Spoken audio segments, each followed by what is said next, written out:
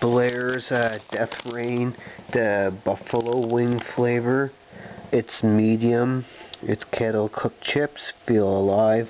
While the habanero one's the 3X spice level one. More spicy. So let's see how buffalo wing is.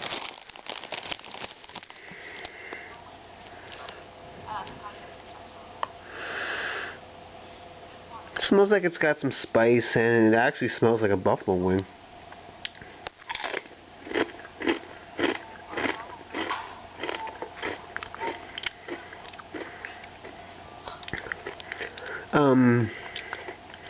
With the habanero one, your first chip was all about the spice and your second chip was flavor.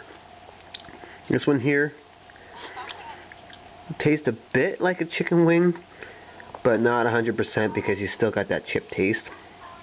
And at first, no, there's no heat or anything, but eventually there's a small amount there. Nothing that I can't handle, you know.